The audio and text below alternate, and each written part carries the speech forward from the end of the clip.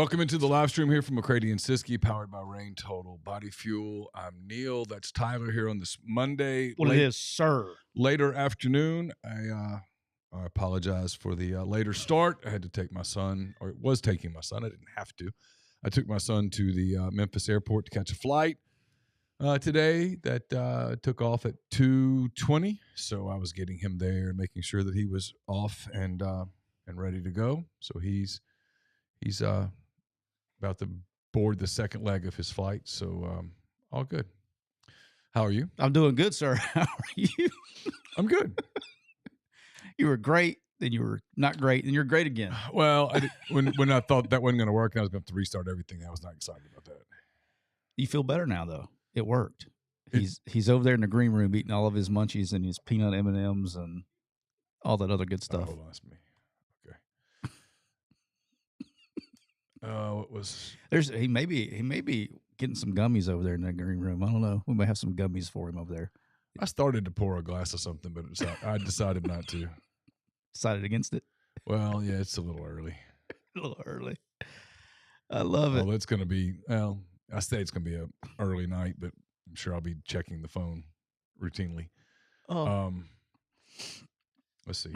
I'm pulling up everything. Oh, you're all good. Getting ready to roll. All good. A little disheveled here on this Monday. First SEC Media Days I've missed in at least 25 years. I know. How about that? I know. I mean, somebody's got to miss them. Went on without me. Oh, man. I saw my guy Dave Shoemate was there from SEC Unfiltered. Mike wants to know, how does a Southern man like myself not like sweet tea? I just think it tastes like sugar water. That's un-American. It's just simply un-American. I just don't like it. Just simply un-American. Sweet tea, the great American drink. It's un-American. It's not. It really is. It's not good. It's good. It's great for you. It's really healthy for you, too. I mean, why not just get some Kool-Aid? Hey, I mean, they both take about a cup of sugar. Yeah. Ever told you my sweet tea story from when I was in Natchitoches? They had a place called Burger Bees, and it was the home of the Stinger, which I used to crush, but they would put hot links and jalapenos on this burger. And I go there and naturally it's a hot hamburger. And I went in there, and I mean, it was like this time of year, July, hot as hell. And I went in there and got a sweet tea from the deal. Oh, and I just started killing it because I was thirsty. And I was like, oh my gosh. I said, ma'am, somebody put salt in the sweet tea. And the lady goes, Darlene, you did it again. Instead of putting sugar, she added salt. Like 2 cups of salt. Yeah, that did not go well in the system. You ready to fire it up? Yeah. Let's do it. Let's fire her up.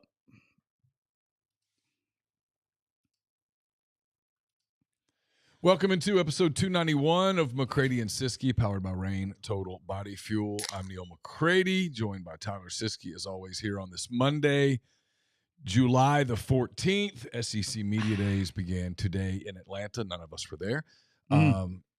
Chase Parham was there with 24/7 Sports. He was. Why is that funny? He was there. I'm looking at his content right now. I'll tell you about who sponsored his content here in just a moment. Who sponsors our content? Rain Total Body Fuel. 300 milligrams natural caffeine, BCAAs, electrolytes, zero sugar. It's got what you need to push the limits and achieve your goals. Check them out on Instagram at Rain Body Fuel to learn more. Neal, I'm rocking with the Harvest Grape today. The Harvest Grape, we have Harvest Grape, we have mango, we have all that in the green room that our guest is now. He's probably over there just chugging Rain and products as we speak, and eating the wonderful M&Ms and everything and the gummies that we left out for him in the green room. But Neal, the Cooper Chevrolet chat is already bumping, and through the end of the month, you can save up to $14,000, $14,500 off the brand new Chevy Silverado pickups when you take advantage of trade and down payment assistance. That's over 19% below MSRP. And also announced at Cooper Hyundai that they have the Santa Fe SUV or the Santa Fe Hybrid at 0% APR for 60 months. So check them out at Cooper Hyundai in Anniston, anywhere online at cooperhyundai.com or cooperchevrolet.com. And give them a call at area code 256-236-4481. Neal, we're also brought to you by the official RV dealer of McCready and Siskey. County Line Campers right there off of I-10, exit 38 in Gulfport, Mississippi is our friend Rob. And you know what? Their campers are perfect for escaping your in-laws. They're perfect for pretending that roughing it because you're not. Tents are like for college kids and people who hate happiness. So at County Line Campers, you can save up to 90% off of original MSRP on the huge lineup of pre-loved RVs like the barely used 39-foot Puma mid-bunk travel trailer for under $400 a month. And for folks who like RVs the way they like their socks and underwear, completely untouched, they have over 100 new RVs to choose from, and they got dozens of new RVs with payments under $350 a month. So make sure you check them out at countylinecampers.com or go check them out on TikTok, Instagram. Check out Miss Destiny and Rob's videos and walkthroughs there at County Line Campers. How about that? Chase Parham has a lot of coverage of Ole Miss's appearance, also Greg Sankey's appearance at SEC Football Media Days in Atlanta. You can check that out at 24/7 Sports. Why is that so funny? It's not. I'm just. Chase has a column up right here. Says Lane Kiffin showed the person as much as the coach at SEC Media Days. Let's see what other news they have from there. Let's see. Tyler Comas has a story about Caden Lee. Chase has the column I just mentioned. There's some national coverage about Eli Manning, talking about Peyton and Eli Manning's coach David Cutcliffe says no young quarterback has had more pressure on him than Arch Manning does at Texas. We'll talk to AJ McCarron in a moment about Nick Saban. Will he be back in college football or the NFL? Lane Kiffin weighed in on that today. Chase wrote about that. Tyler Comas wrote about LSU as LSU gets ready for their season. Talked about how Ole Miss gets 4 games before they play the Tigers here in Oxford later in the season. Chase has another story about football recruiting. Lane Kiffin talked about replacing a couple of key staffers. So there's a lot of that, some national content as well there at 24/7 Sports. Chase's coverage, by the way, in Atlanta is brought to you by New Albany Pharmacy and Solutions. Located at 140 Fairfield Drive in New Albany. You can contact them at 662-539-7777. New Albany Pharmacy and Solutions is a family-owned pharmacy with excellent service and a wide range of gifts for all ages, as well as home decor, jewelry, and more. Tell them you heard about them from MPW Digital. That's us. You'll get 15% off any non-medical purchase. And with that, we head to our Campbell Clinic Hotline and our friend AJ McCarron for our first Mac 10 Monday of 2025. How about that? Ladies and gentlemen, boys and girls, children of all ages, join us now on the Campbell Clinic Hotline is the man, the myth, the legend, the one and only. Oh, look at him. Fresh in his new studio built in his house, probably right next. Is it close to the golf simulator? Do we have the golf simulator within reach? No, it's not in reach. Oh, with in another room. Like look at that. Look at this guy. Look at that. The man, he was once a 3-time world champ. Now he is the superstar co-host of the Bama Dynasty podcast. That's about how many episodes we in now? 4, 3, 4, 5? Oh, hell. I don't know. It's hard for me to keep. I just do the show when they tell me to do the show. How about that audio coming in crystal clear? I know. It sounds good. How about that? Look at you. It's better than your computer. Yeah. It's we're definitely coming up in the world, I guess, in the podcast equipment. It might as well be you. All right. Yeah. So in honor of, it's SEC Media Day started today, and Neal was not allowed to go. I guess, were you allowed to go? How does that work? What's the official terms that we're using here? Let's see. What do I feel comfortable saying here? Neal's in the middle of something. Yeah. My technical current employer told me that it was not necessary for me to go. Okay. Unless I just wanted to see Atlanta, which I took as code for you're not working for us. I thought they do have about Beyonce concert there tonight. I think they do. Beyonce's there. So it's their third of 3 nights. Beyonce. there in Atlanta. Home run derbies tonight in Atlanta. Oh, it is. Yeah, tonight. Yeah. Major League Baseball All-Star games tomorrow in Atlanta. Sounds like a business trip to me. I thought about going as MPW Digital. Oh, that would make sense. And getting a spot on Digital Drive and just interviewing people, but then I thought we should do that one year. Nah, maybe. We probably should. We probably should have. Chase and I talked about it, but it's been a as you know, a weird summer. I was concerned about doing anything that might provide calls. Ammunition. Calls. Yes. Calls. That's so funny. Calls in a contract is a big word, AJ. Calls. Mm. All right. So in honor of SEC Media, I mean, it's no secret I'm going to 24/7 Sports August the 1st. Oh, we can say that now? Oh, yeah. They've said it. I'll say it. I mean, again, I will reiterate what I've said all along. Shannon Terry's been nice to me, been very good to me. Billy Embody has been nothing but good to me throughout this transition. That's the extent of what I'm willing to say about that particular place. Fair. Oh, so you're leaving? Yes. Leaving. Yes. Look at him. Yeah. I signed my contract with 24/7 Sports in March, so it's been. See, I didn't even tell AJ. I didn't see. I've been a good secret. I've been a good soldier. I haven't told anybody. It was originally supposed to expire on Halloween, which at this point now, I'll say this: quote paid. Careful. Leave. Careful. Is not as great as you think it is. It's cool for a little. It's pretty good now. Well, But it's pretty good. I'm sure you get bored at some point. You do get kind of bored, and you still have stuff going. It's not like you just get to not do anything. And so I don't know. It's been It's like half your job. It's like time wise. It's been weird. Yeah.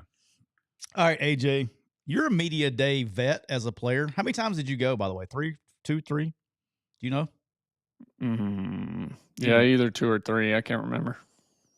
What was because like I've been listening to some of these like guys ask questions and I just start laughing. What's the weirdest question or like interaction that you had at media days? Oh God. Yeah, I mean, hell, there's probably a ton. Probably the most interesting for me was going into my senior year after the whole Manziel getting kicked out of the Manning Passing Academy. That was pretty interesting. Because you were his roommate, right? Yeah. Care to divulge any secrets on today's podcast? That I mean, Johnny's done a whole documentary about his substance abuse, so I think it's probably safe. I mean, it's not like a secret. He's done the whole Cleveland. It's not really about that. The Cleveland Browns have come and gone. Yeah, it was weird because he wasn't there at the 8 a.m. Coaches meeting, counselor meeting that morning, and then his group, like, and when you go there and you're a counselor, you're in charge of like a group of like 40 kids, and Mr. Archie asked me when I go in that morning, it's like, hey, where's Johnny? I'm like, hell, I don't know. He's not here. And so he's like, all right, let's call him. And so we called him, didn't answer. And then I think it was it was lunchtime. My parents came into town, went and had lunch with him. So it's probably a little past noon. And Mr. Archie finally calls me and says, Johnny just showed up. And I hate to put you in this situation. We're going to send him home, AJ. And, if you get any blowback or about all this or whatever, just let me know and we'll handle it with you. And so I guess his parents came and picked him up from the Manning camp and he went his separate ways. And then A&M was at media days the day before we went. And they asked him about it. And then Johnny told the media that I didn't wake him up. And I was like, come on. I didn't wake you up. And so it's your fault that you didn't wake him up. Yeah. And listen, Snoop over I here. like Johnny. Do what? Said Neal's dogs were raising hell. That's my damn dog. But yeah, I listen. I like Johnny a lot. He was a freaking unbelievable player. But that last day of media days, in Birmingham or Hoover, wherever the hell we did it, was pretty interesting. Yeah, it was in the Winfrey, I think, when you guys were there. All right, so now probably this kind of surprised me. I'll have to admit this surprised me, especially who said it. But your friend Greg McElroy, the guy who played quarterback at Alabama before you did, said this morning. I think it was on the Mac and Cube show. So shout out to Cole and that show. Some people are saying it's at Media Days. I think he did it at part of their show at. I think it was part of their show at SEC Media Days. Said that a very, and I quote, I'm quoting this, okay? I'm quoting this. He talked to someone that was very much in the know, and he believes that Nick Saban will return to coaching. What's your initial thought on that? Well, I played golf last week with some guys that are in the know with Coach a ton. They were actually the ones that told me that Coach was going to retire before the season even started. They played golf with him a lot, and said, "Hey, I don't know if you've heard this. We've kind of talked to him, and but be ready for this. Coaches, I think Nick's done after this year." And I was like, "What?" And so those same guys that fed me that information, I asked them about it this past weekend, and they told me they haven't heard that and haven't gotten any inkling on him returning. I think he loves his job. The fact that he gets to travel, be around the game, he doesn't have to put up with the headache. And it makes it interesting for his spot, right? I mean, if he comes back and coaches, he has to give up that position, I would think. Yes. Part of that board. Yeah. Yeah. I mean, I think it so. I haven't heard that, and the guys that I get my information from that are really close with him said they didn't see that happening. I'm looking in Chase Parham's story at 24/7 Sports. Some idiot asked Lane Kiffin today. You had dumb questions. Someone asked Lane Kiffin today if he would hire Nick Saban.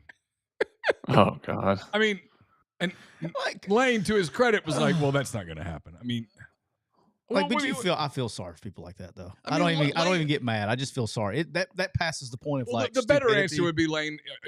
I mean, Lane should have said, "I'm not. You shouldn't be breathing the same air as us." Yeah, that's ridiculous. It's pretty bad. It's a pretty bad question. But Kiffin, and I don't have the exact quote in front of me. I'm looking for it. But Kiffin said, "Hold on, here we go. Here we go. This is Chase Parham, 24/7 Sports. He's in Atlanta, subsidiary of CBS." He says, "I don't think he's done." Lane Kiffin said, "You didn't really ask that." Paraphrasing, you asked an idiotic question, and I'm going to be nice to you, but I don't think he's done. He'll be back, whether that's college or the NFL. I think he will be back. As Chase writes, Sabin turned 74 years old later this year, actually on Halloween. 74 on Halloween. I mean, I'm not saying, look, he's a young 74, but 74 is, I don't know, how old is Pete Carroll? He's about the same age. They're all about the same age. So I have two thoughts. I'll let you guys, then I'll step back out and you guys can weigh in. 74 is a little old to start over in the NFL. And it doesn't feel like Nick Saban's going to step into the college game today when there are so many things uncertain and so few things certain. Because he's a guy that likes, at Michigan State, at LSU, at Alabama, he likes routine. He likes process. He likes to have things in order. And right now, I don't care how good of a coach you are, Nick Saban included, things aren't exactly ever really in order. You don't really get to have a 3 or 4 year plan in today's college football. As of today, you really don't. Everything's kind of year by year. Doesn't really feel that that's the way he would like to operate. I think that my opinion, and I don't know, I haven't talked to anybody, I haven't asked him questions or anything to even, I literally saw Greg and then I actually saw Lane say that, or he was on the SEC Network talking about it. If he comes back, I think it would be the NFL more than I do so college. But in the event, just saying, if Coach comes back to college, I'll come out of retirement too. I'd go work for him. I'd go do it again. If he comes out of retirement, I'll come out of retirement. But look, he's like, I don't know, man. I think more of NFL probably more than anything. AJ, I just don't see why he would. I don't know what else you have to do. NFL, his coaching style just does not fit NFL. You can't coach, talk, mentor grown-ass men the way he wants to. You can't do that in the league. That's why it didn't work in Miami, along with other things. But I just listen. If he ever came back to college, and I just know this off of experience, we can kind of get into this another day. But there's only one school I could see him coming back for, and that would be the University of Texas. And Sark's not going anywhere. So, and Siskey knows more about that that he can talk about later on. But no, I lobbed one up for you. He was going to go. Huh? He was going to go. That's one thing that I will never say on a podcast. That violates trust. That's one of my stories. I got a few. Like, look at you, you motherfucker. You knew that. That's something I can't talk about on a podcast. But I just don't see him coming back to college. And do what? But yes, I'm highly aware of that situation. I mean, it got out. It got reported, basically. Not completely, but enough for people could read between some lines. Very vague. It wasn't. I can't tell. I can't say that. That's betraying trust. I may have told you personally, but I can't say. I don't think you have. I'll tell you afterwards then. All right. I just don't know why he would. He's making a killing. Alabama still pays him a ton by just having his office there. It doesn't smell test. And it feels like McElroy backed off a little bit today. I haven't followed it closely, but it feels like he's like, I don't really buy it either, which is fine. I mean, look. You think Greg was trying to say something on the show and then didn't realize how much he didn't picked up, how fast the steam picked up, and then he had to backtrack a little bit? I mean, probably. I don't know him very well. I know people who do know him well, so we have some mutual friends, but I don't really know him particularly well. I know Cole pretty good, and I know Taylor Zarza really well, and he and Greg are close from working together. But I don't know, and I don't mean this as any kind of, this is not a backhanded thing at all. I just don't know the guy at all, so I don't really know like what his personality is like as it pertains to that. But I'm sure Coach called him at some point in time today. Yeah. Wonder what that phone call. Hey, Greg, follow-up question. How was your phone call with Nick Saban about 10:30 a.m. this morning? Follow-up conversation. Follow-up question. Yeah. But I mean, look, welcome to the, I mean, this isn't Nick Saban's first foray into rumors, and it won't be the last either. If indeed someone who knows Saban well says, I think he might come back, told Greg that, and he said it on the radio. It's not the greatest form of journalism in the more, but let's face it, in America today, journalism's pretty dead. I don't know if you're following this Epstein story.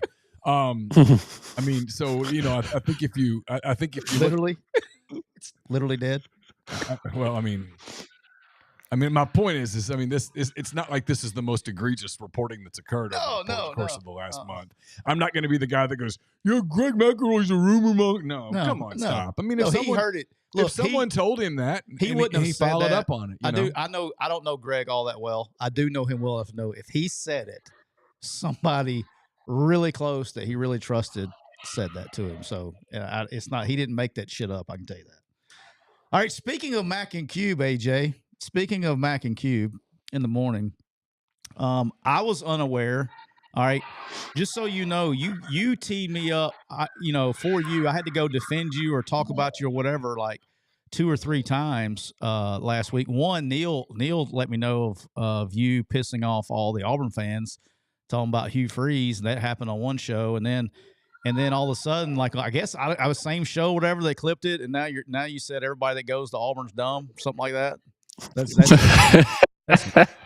That's quoting you directly, right? That everybody goes to Auburn is dumb.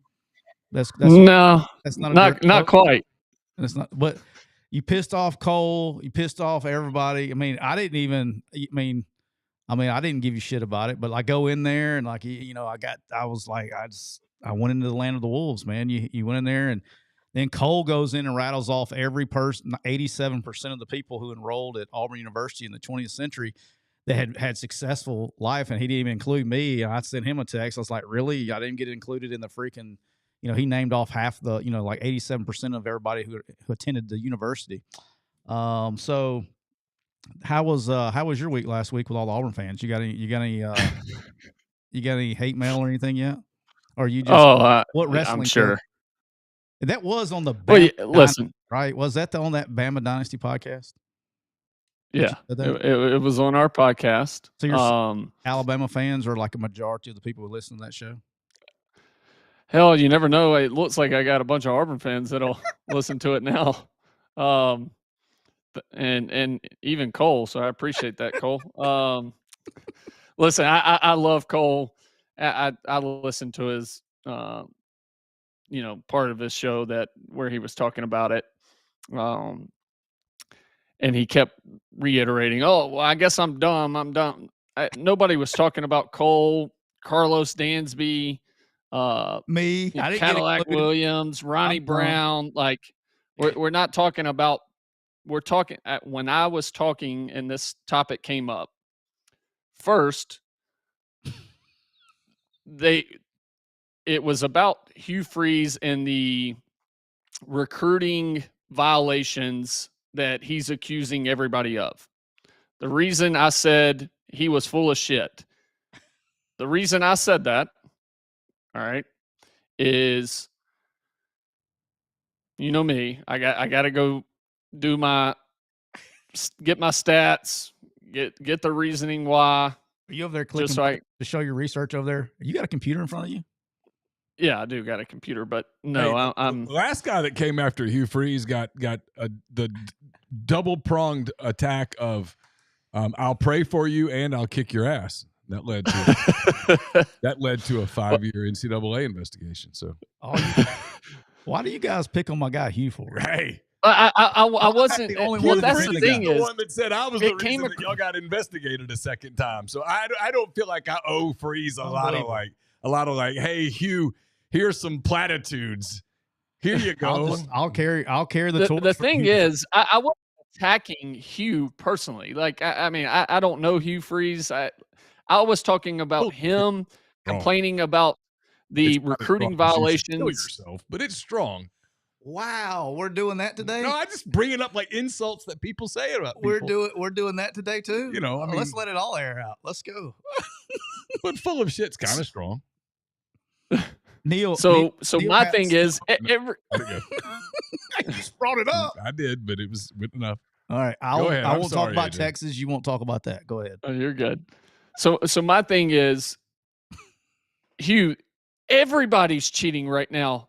They're all paying players. It's the most screwed up system it's ever been in college, right? Like, they don't know if Division II years count. They don't know if JUCO years count. They don't know if you can just drop out of a school and transfer to another school. They don't know, hey, are you getting paid out of NIL, but you got to go through this third party, but, collective bargaining. Oh, shit, what's going to happen? Are we going to separate? Are we all staying together? They have no clue. It's an absolute shit show. Okay, so for him to just say, oh, well, we're not recruiting well. No, I'll tell you why. And this kind of goes to my point, right? And Auburn fans took offense to it. And you had frat guys blowing my Twitter up, talking about, well, I graduated and Should've went taken to law defense. school and agriculture, and I helped the cows that you eat off of, and like all this stupid shit. Kay Ivey graduated from our. Who cares? That Eli I was Manning talking rolled our about the trees football just team. the other day. It was awesome. Yeah, I was talking about the football team, right? So a little, just I'm gonna cook right here for a little bit, so just let me. Go ahead, Chef. Beginning, all right, 2014, starting in 2014, Auburn's overall record is 78-62. Conference record 42-48. Bowl record 2-7. Solid. Record versus Mississippi State 5-5. Record versus Alabama 2-9. Record versus Georgia 1-10. Ooh. Hugh Freeze has a total SEC record of 24-32. They have lost 33 games the last 5 seasons. They have lost 7 games each of the last 4 seasons, 5 straight to Alabama. Coach Harsin was 9-12 at Auburn. Hugh Freeze is 11-13. One guy got fired, right? Started feeling pressure. Coach Freeze was hired to get Auburn out of the gutter. Does anybody think that Auburn has taken a next step? I think I think they have a chance to be a much better team this year. I think they're good this year. 100%. I've said that. We said that all last year. I said, hey, they're a quarterback away, I think, from being a good team. Now they got 3 of them last year. Yeah. Well, that's debatable as well. Not really. That's who he not played. that. Hey, that's not debatable. It depends on who he plays. Yeah, you like the guy. I don't like the other guy. Hey, look at me dead in the face without smiling and take off your Bama Dynasty podcast hat off. You look me dead in the face and tell me you would play Peyton Thorne before Jackson Arnold. You look me dead in the face and tell me no, I wouldn't. Okay. I think they throw it about the same. Peyton Thorne last year to play the Brown kid or whatever. What is the kid who's at Iowa? Yeah. I mean, he benched him. He did it. He threw Peyton Thorne completely under the bus, rolled the bus over him a couple of times. Beep, beep, beep, beep. Tells everybody this kid's going to be great. Oh, he's going to be fantastic. He loses to Arkansas. He yanks him, puts Thorne back in, and acts like nothing happened. It's like, no, you did that. I've never coached quarterbacks in my life, but I know that you don't throw them under the bus, back the bus over, back a few times, and then put him back out there and go, hey, kumbaya, it's all going to be okay. That's the one position you can't do that. And he did it. And listen, and I'll say this, then I'll let you go back to cooking. Yeah. While I'm just turning the match on briefly. Y'all both cooking today. Let's go. You don't get to be Hugh Freeze, who was literally the single most at-fault person for what happened to Ole Miss in the mid-2010s with the NCAA stuff. You don't get to then turn around and the exact same guy go, well, we're the ones doing it by the book. Shut up. Yeah. That's literally like OJ coming back going, I didn't kill those people. Not those people anyway. Right. I mean, you don't get to say that. It just doesn't work like that. Shut up. You don't get to say that. It's a dumb thing to say. I love it. Yeah, I mean, I'm done, but I mean, it's a dumb thing to say. But it's what he is. No offense, and I know he's your buddy. He's not mine. I mean, he's fine. I don't care. But he is my friend. But he's tone deaf. He's tone deaf. It's like that day that I walked back into the Manning Center. He's like, welcome back. And it's like, what the hell are you even talking about? Just glad that we can work this out. I'm going to follow you back on Twitter now. No, it doesn't work like that. I mean, you can't walk around for 3 months telling everybody in a small town after you won the Sugar Bowl that you're the reason, pointing at me, you're the reason that there's an NCAA investigation ongoing. And then 3 months later, act like, oh, well. Hugh's texting you. I mean, it's just silliness. It's in my opinion, one of his failures. And I mean this as a compliment. He doesn't have enough people that were kind of like you around him to go, you're messing this up. He surrounds himself with people that go, you're the greatest. And I think it's a flaw. I think one of the things Saban did so very well throughout his career was surrounded himself with people, and I realized that he had the last word. But it's my understanding. First and last. Yeah, but you know what? In between the first and the last, he listened to a lot of people, and he took a lot of that stuff in. And it's my understanding that there were people who occasionally said, "Hey, coach, with all due respect, I think we should do this way." And that sometimes it made him, at a minimum, at least adjust what they were doing. And so I'm not making this about Saban, but I do think that's the flaw with Freeze, is that there's not enough people around him to go, "Hey, coach, just shut up and coach." I can't speak on when I wasn't with Hugh. I can't speak on that. When I have worked with Hugh, so at two different schools, at Ole Miss and Arkansas State, it wasn't just me. There were other people in the building that had no problem talking to Hugh. And some of those people, not all of them, but definitely some of those people are at Auburn right now. So, I think that I do think that Hugh's got certain people now. I think there's some people he would tune out. With Coach, and the coach is the same way. He would listen to people, not listen to people. But with Coach, you may come up with an idea. AJ knows this. You may come up with an idea, and he'd go, but then he would end up doing the idea. But Coach had to make it. Coach had to, but he would come back to the staff meeting and be like, he came up with the idea. You know what I mean? Like, I was thinking yesterday. And I was like, Coach, whatever. All right. 100%. Well, hold on. My bad. We interrupted. Go back to the kitchen. I got more. You got more. So that's why I said Hugh Freeze is full of shit, though, because I said right after that, which Cole and other places kind of cut it out, was the fact that he is struggling. They are struggling when it comes to recruiting. He's been struggling to win ball games, and he's going into his third year, and it hasn't had the success that the Auburn alum has wanted or expected, probably what he expected as well. So when you have the same record as Harsin at this point, there's going to be pressure on you because the last guy with that same record got fired. Yeah, I think, all kidding aside, though, I think being real talk here, and this is the same thing I would tell Hugh, same thing I have told Hugh. I don't think it's an issue. At the end of the day, we can talk. It's June, it's July. People are looking about things to talk about, bitch about, complain about. I don't think there's an issue with recruiting as much as it is. The issue is that it's about what he's done winning wise. If he had won 10, 11 games the first 2 years, not one thing would have been said about anything. And so when you don't win enough games, the same thing I was talking about. I said about last week, we were talking about this last week. I said, it's why you don't hear anything about Lane Kiffin. Like, why aren't you recruiting? He's out there. He made a joke today. He trolled back at somebody. Actually asked him about his tweets at Hugh. He was like, made sure he was made sure that he knew that he was fishing during the dead period. I thought that was hilarious. That was Lane being Lane. That was funny. But nobody's complaining about Ole Miss's recruiting. Ole Miss has 2 of the top 20 players in the state of Mississippi committed. 2. That's unheard of. They actually have a better recruiting class in the state of Alabama than they do in Mississippi. But it's also every state is going through this, right? Every single state is going through this. If you go and look at the top recruits in each state, they're all leaving. Okay, because of rev share, because of the things that are coming down the pipeline. Because you can come back if it doesn't work out in 7 months. If it doesn't work out, you can come back. There's several reasons, but you're not going to be able to. You can just go for the spring and leave. Yeah, you can go for 5 minutes now, right?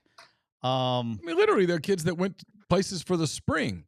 Well, the money's going to have to be there now. That's going to be a little bit different, but still, the point of the matter is, and Lane actually, to Lane's credit too, I was glad that I actually enjoyed listening to Lane talk today because Lane will do a little bit more big picture stuff. Yeah, he's good at it. Have you watched any SEC Media Days today, AJ? No. Okay, so Greg Sankey, who I've always looked forward to listening to, he's always big picture guy, talks things. He was extremely guarded. He went on his coaching filibuster thing to start. He went on a typical coach filibuster thing and didn't answer a whole lot of questions about the good stuff. But Lane brought up something that we've brought up here, and I'll keep bringing it up. And I'm glad Lane said it because maybe people will listen. The days of schools stacking 5 stars and 4 stars and all that stuff in recruiting are over. If rev share is a thing and it sticks around for a while, because Neal wrote, I'm sure you probably saw it and read it. It probably is above your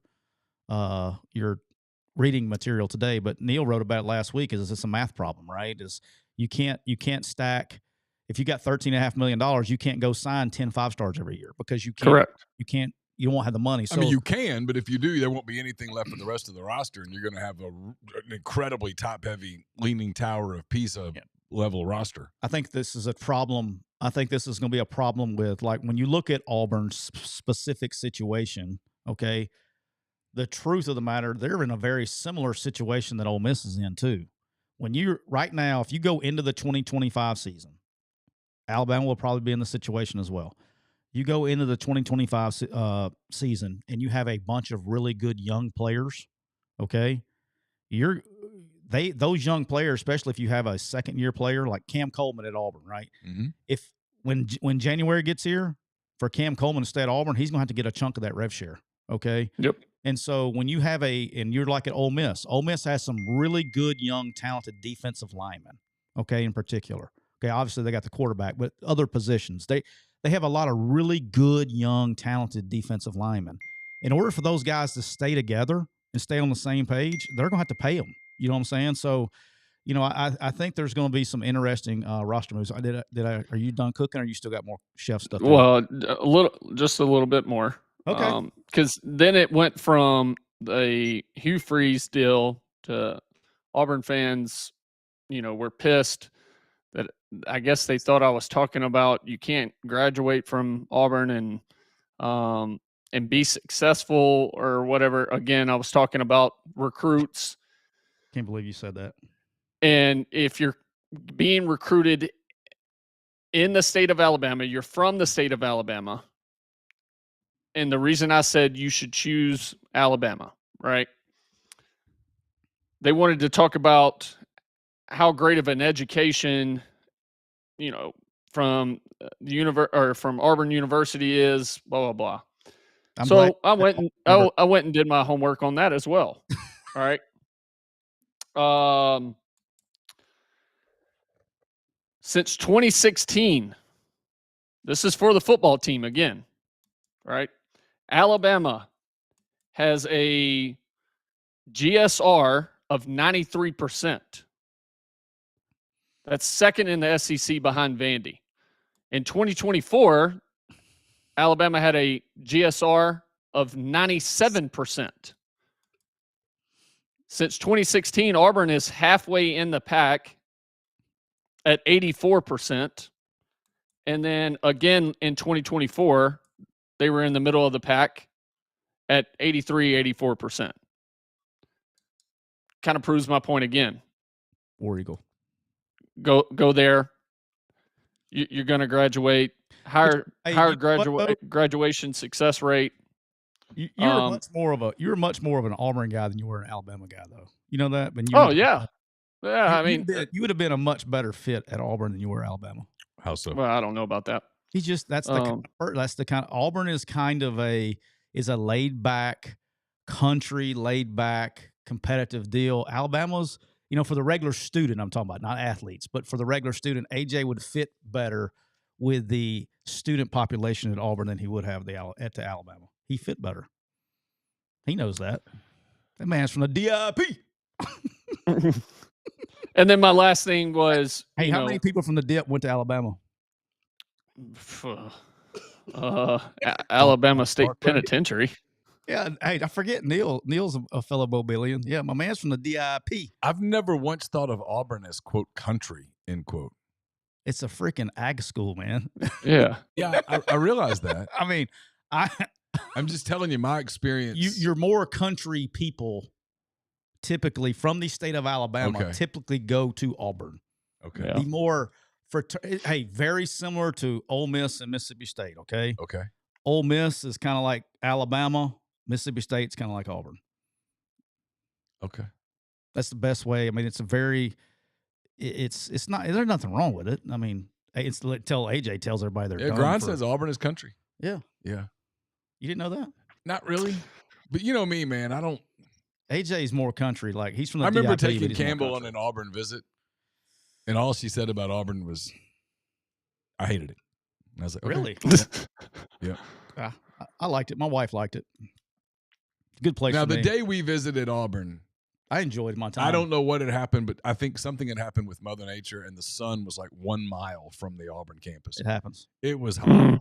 It happens. And the guy that was our tour guide, and this was just a turnoff for my then 17, 18-year-old daughter. Everything was War Eagle. Like, you pass somebody who... The same thing in Alabama, though. They'll roll tide you to do. Oh, hell yeah. Just instead of, hey, how's it going? It was War Eagle. How you War Eagling? See, I grew up an Auburn fan, so I didn't have the Did you War Eagle this morning? The roll tide anxiety was real for me. The roll tide anxiety was real for me. Have you had your War Eagle yet today? I mean, it was just constant. It was like over the freaking top. It's like, oh, for the love of God, just say hello. Yeah, but they do the same thing in Alabama. They do the same thing here at Ole Miss. Santa Claus shows up and it's like, War Eagle. It's like, no, just tell him Merry Christmas. That's his deal. Just say Merry Christmas. Yeah. I liked it. You left out Bada Getter, though. I'm very disappointed you had that whole spiel and didn't say Bada Getter. We didn't get that day.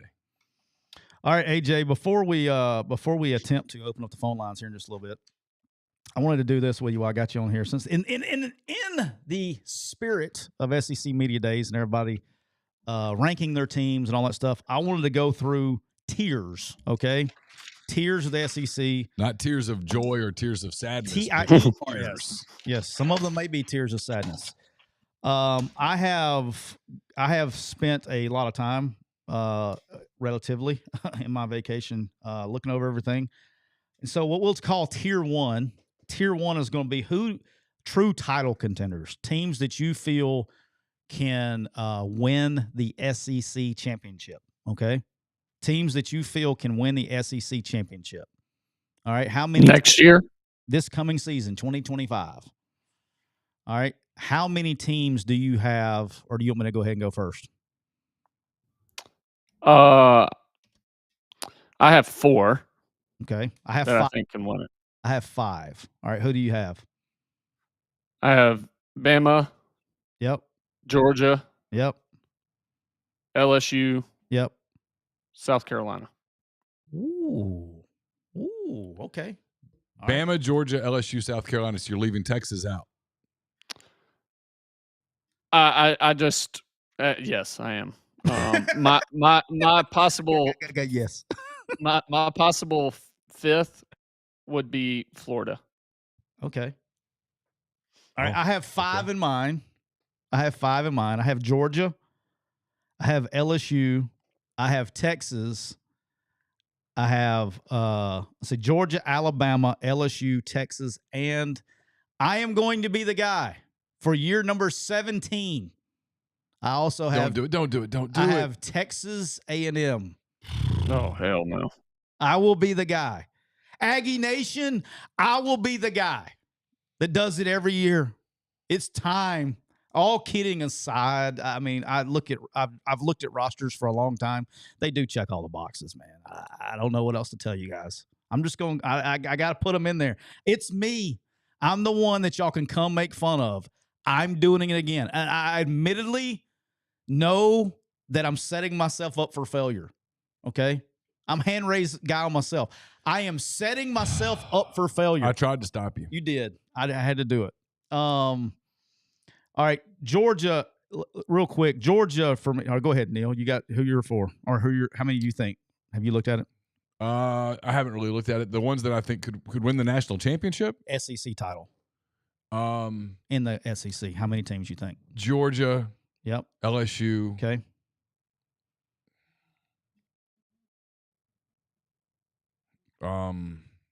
Alabama. Mm-mm. Texas.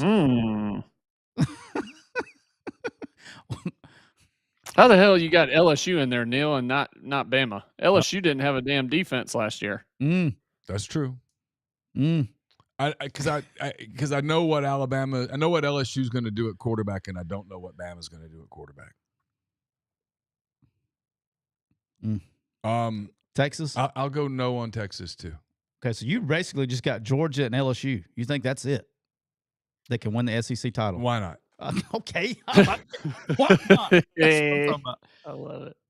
Look, Georgia. There's the everybody's gonna hit you. What about Gunnar Stockton? I will say the same thing to all Georgia fans. I've said the 2 best teams in the history of Georgia football had Stetson Bennett at quarterback. as long as Kirby has been the head coach and as long as Kirby is the head coach, Georgia is going to be about the other 21 guys.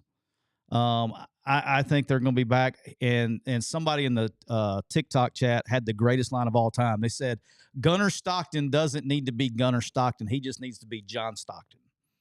Yep. I thought that was a. I get that, but you know what? That comparison, not to get all NBA on you, but John Stockton is one of the most criminally underrated NBA players of all time.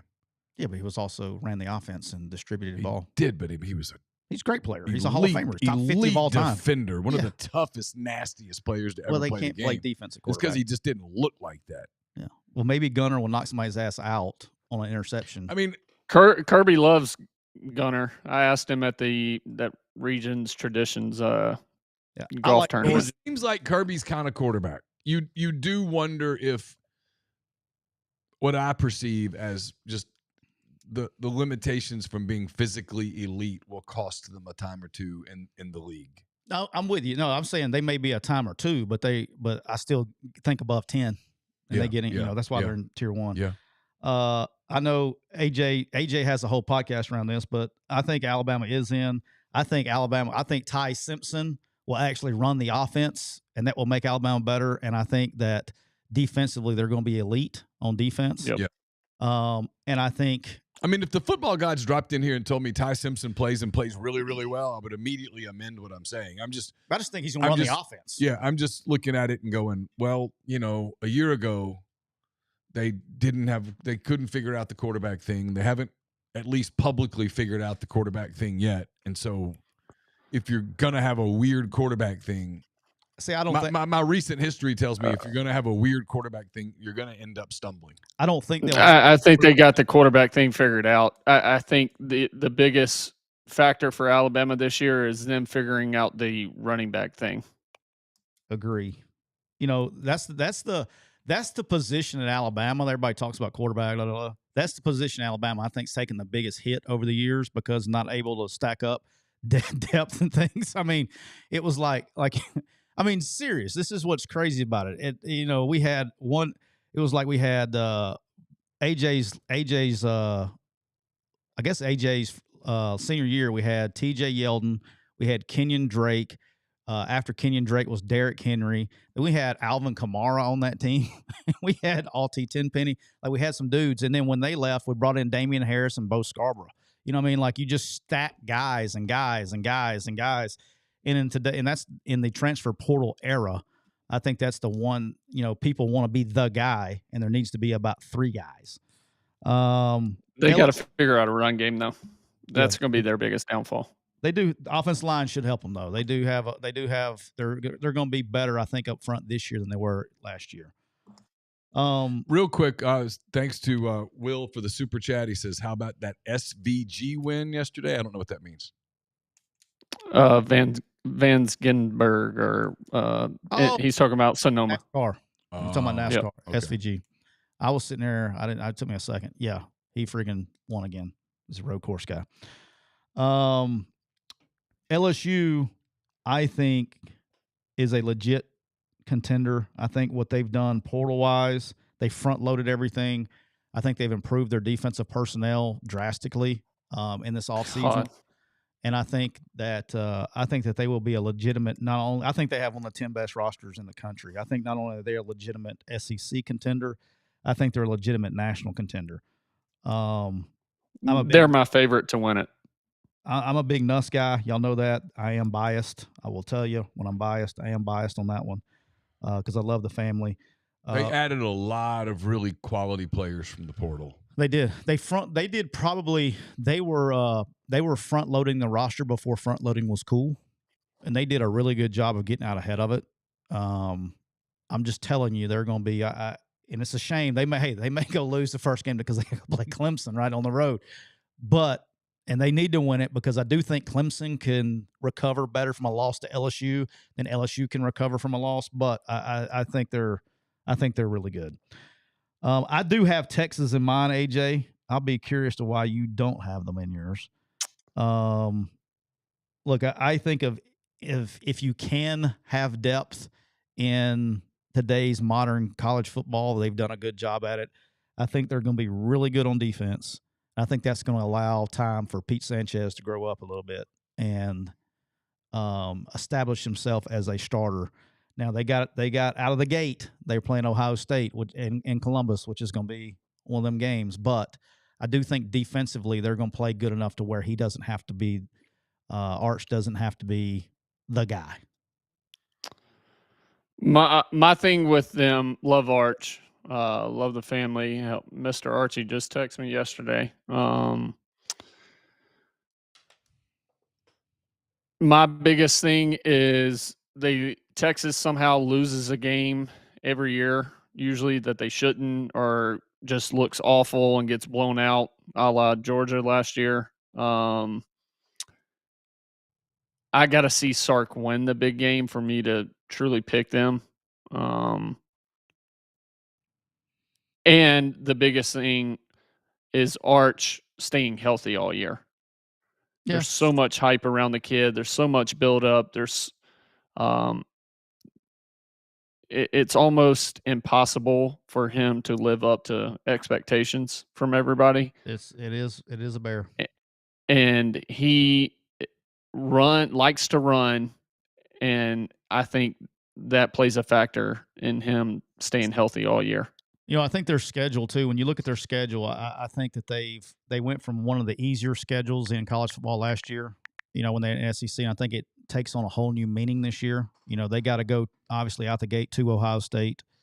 They got to go to Florida, okay, and then it's going to be a little bit different than it was last year, obviously. And Oklahoma is going to be much improved. We'll get to those guys in a minute. I think Oklahoma's going to be really good.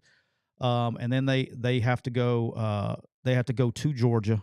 Okay, they have to go to Georgia in the regular season, and they have to then they host Texas A&M at the end. So there are going to be 5 or 6 teams that probably match up with them a little bit better than what they were used to last year. So they will get basically a real edition of the SEC schedule this year as compared to last year. But I still think they're really good and can do that. All right.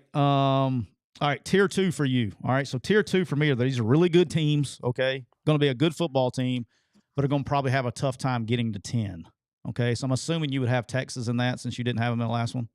Yep. Okay, who else do you have? Texas A&M? A&M, Tennessee. You have to read off the rest of yours. All right, so tier 2 for me, these are teams that are going to be good football teams. We're going to have challenges to get to 10. So I have Florida in mind. Okay, Florida's the first team I have. The first 2 teams are going to be easy. We're going to talk about them anyway. You have them you have some of them in the top. I have some of them in tier 2. I'll be interested to see what Neal's take is. But the 2 teams I have in tier 2 that I don't have in tier 1 are Florida and South Carolina. Okay, my deal with Florida is this. I think Florida is going to be could be as good as anybody they play all year. But with their schedule, I just don't see a way that, it would be a crazy feat to get to 10 wins with the schedule that they have. And so that's why I don't have them in the top tier, because I don't know if they can get to 10 wins or not with that schedule. That's really my only, I said this too. If Florida finds a way to win 10 games, they're probably the best team in the country. That's real talk. If Florida can get to 10 wins, they're probably going to be the best team in the country, because here they go. All right, they play LIU and South Florida to start with. Then they go to Baton Rouge and play LSU. Then they go to Miami and play Miami. Then they come back home to host Texas. Then they go back on the road and play Texas A&M. Okay, they come back, play Mississippi State. Then they go to neutral site game against Georgia. Then they go on the road to Kentucky, on the road to Ole Miss. They host Tennessee, and they host Florida State to end the season. If you win 10 games out of that, you're probably the best team in the country. Yeah. I don't know who could. I don't know. That's the only reason I don't have them in the top tier is because of their schedule. That's me. Neal, what do you think about Florida? They finished the season really, really well. Their schedule was brutal, as you mentioned. I thought Lagway looked really good. They don't have all that pressure on them with all the Napier, will he or won't he stuff. The schedule seems impossible for me to get them to 10 wins. I think they're going to be really good. If you're talking about tier 2, for me, I guess it's Alabama and Texas in a separate, like, 1B tier. Yeah, I'm with you. And then tier 2 is South Carolina, Florida, probably Ole Miss, maybe. I'm not doing Texas A&M. I refuse. I'm not doing it. You're going to put them tier 3? I'm just not doing it this year. I'm not doing it. You don't have to. I'm going to do it. Put them at the bottom. That way you That's probably those 3. It's probably, I think there's 7 teams that are better in the league than the other 7 teams. And those are the 7. So, in some order, South Carolina, Florida, Ole Miss, whatever order you want to put it in, I really wouldn't have much argument. Yeah. All right. So do you think there's a path for them to win 10 games, AJ? Florida? Yeah, it's tough. My thing is with Lagway, Nate got the heat off of him, but if it starts to go downhill, I think it just dogpiles even more than what it did last year. It does. Well, that's what I'm saying. Because now he's raised expectations. Yeah. Right. And for some reason, Lagway comes out, doesn't play well this year, and it just goes to shit. I hate it for Billy because their schedule is brutal. But I still got them in the tier 2. I got Texas, Ole Miss, Florida, and Tennessee. Yeah, I have tier 2. I got a larger tier 2. I got South Carolina tier 2. I think South Carolina is going to be. You got Lenore Sellers, you got Dylan Stewart, you got 2 elite players on both sides of the ball. The thing with South Carolina for me is they lost 6 of their front 7 starters. Okay, and their defense carried them a bulk of the season until Lenore Sellers could grow up. Now they got to replace 6 of the front 7, Dylan Stewart being the only one coming back. And then they got 3 of their 4 starters coming back in the secondary, but the guy that they lost was a first-round pick. So, so for me, that's just difficult for me to get them to 10 if the defense has to go win a game right early in the season. If they grow up, then that's one thing, but that's just where I'm at with South Carolina. I think they're going to be a great team. They're going to be dangerous for anybody to play, but just that defense held them together last year. What do you think, AJ, of Austin Simmons? A lot of people talking about Arch Manning today.